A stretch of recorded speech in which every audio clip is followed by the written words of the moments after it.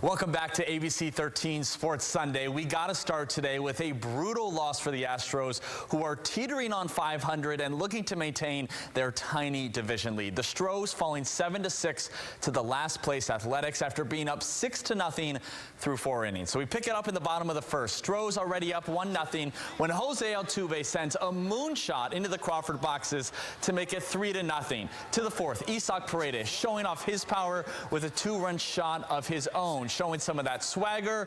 You can't see me. Shout out John Cena. Stros up 6-0. We pick it up in the top of the seventh.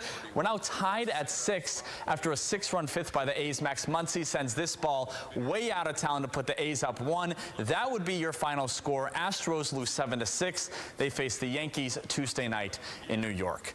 And when it comes to the Texans, we know this defense is going to be humming on all cylinders, barring injuries, of course. But the question marks remain on the offensive side of the ball. Will the Texans offense have more horsepower than they did last year? Will C.J. Stroud be operating a V8 engine or a 4-cylinder? Well, that car that the Texans offense is got a flat tire this week with the season-ending knee injury to second-year receiver Jaden Higgins. Higgins, one of the bright spots in training camp as he looked to ascend to wide receiver 2 behind Nico Collins. Now, the Texans, they're looking to make up for some of Higgins' loss. They went out yesterday and signed veteran receivers Sterling Shepard and Zay Jones. Shepard wearing number 15, Jones in 18. The 33-year-old Shepard spent his last 2 seasons in Tampa Bay after 8 seasons with the Giants. Last year, he had 371 yards and a touchdown. Jones, 31 years old, and is coming off a couple of quiet years in Arizona. 183 yards and no touchdowns for Jones last year, who had his best season back in 2022 when he racked up 800 yards and 5 tutties for the Jaguars. Here's head coach DeMeco Ryans on what these two could bring to the offense.